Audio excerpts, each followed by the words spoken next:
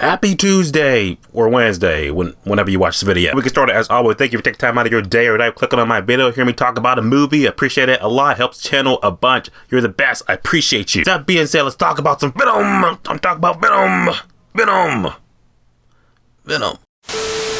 What's going on, my YouTubers, subscribers, Marvel fans alike? Hope you guys are having a great start to your week because we got one last movie to end off the month of October, the spooky season. That is the newest Sony Marvel project, Venom: The Last Dance. The third and final Venom movie we're ever gonna get ever. Venom's gone until he's in the MCU. Spoilers? Come on.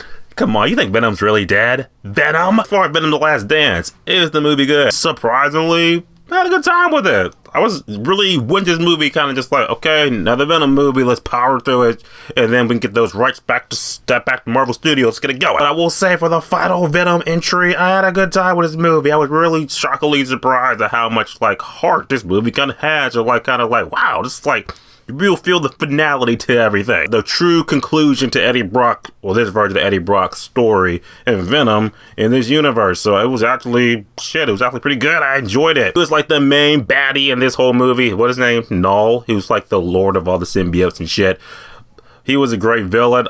I know shiitake mushrooms about him, but I'm glad that we're going to see him in more stuff. When you see the end of this movie, you'll be like, so he's just not a one-off Marvel villain, so we're going to see him in more stuff. Wasting no more time. Look at the pros and cons. I believe that Venom: The Last Dance, officially in theaters this weekend.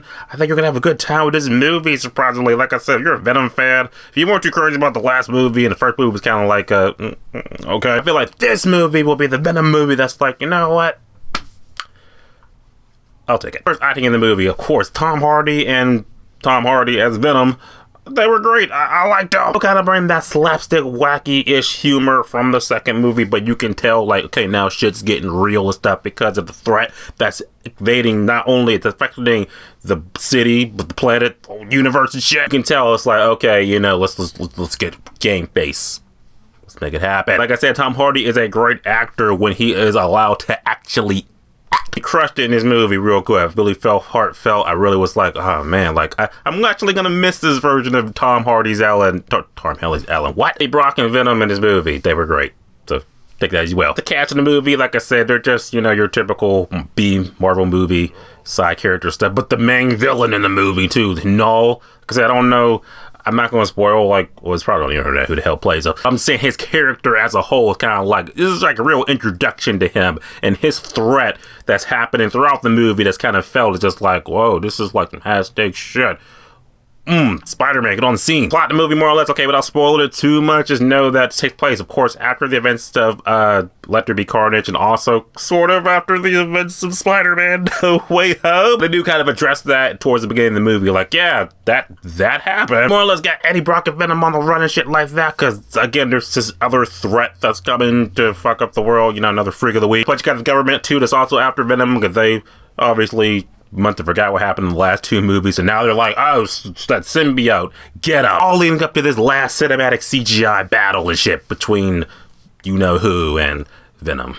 That's the movie. The movie, I'll say, visually wise, I like that a lot of the creative ideas that were in this movie that really like took some leaps. I had a great time with that. It was definitely fun seeing Venom and Eddie just pretty much just go buck wild to get crazy in this movie. Because I always feel like when they know it's like the final movie, it's like, let's throw all the ideas to the wall. But I also feel like this is a full circle character, like, circle moment for Eddie Brock and Venom. Like, it is really like centrally their movie, and they did a good job at it. I appreciate that. Could have been an easy just write-off, like, oh, just whatever, Venom, who cares, going back to Marvel. But the fact that Sony kind of does care about this character, I can't say the same for Madam Web and Morbius.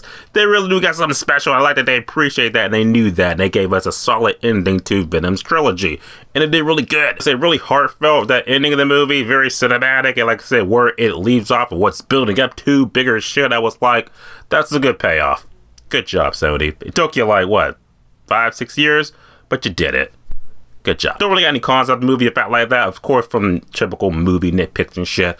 Overall, we're really satisfied and shocked at the surprises and like the execution of this movie with its characters. I was just like, hey man, I just want a movie that's I can have a good time with, I can remember, just enjoy it. You don't gotta be a critic about everything. At the end of the day, Venom: The Last Dance, I had a really good time with it. Shockingly surprised the hell out of me that they didn't drop the ball. I definitely feel like it's the best of the Venom movies. I don't think it should be rated R, I just think what we got as an end result, I was like, this is good shit. I like it. Knull was definitely a standout in the movie, and of course the post-credit scenes, that's going to get its own video, so be on the lookout for that. That being said, I think I'll give this Venom a solid review, a solid rating. I'm going to say that Venom: The Last Dance is definitely a safe 8 out of 10, with definitely worth seeing at full admission. Venom: The Last Dance, especially in theaters this Friday. You can see it, you're not going to see it, type below, let me know, talk about it. See you guys in the next video for the spoiler talk for the ending breakdown. We'll talk about that in the next video, so see you then. And as always, subscribe. Until next time.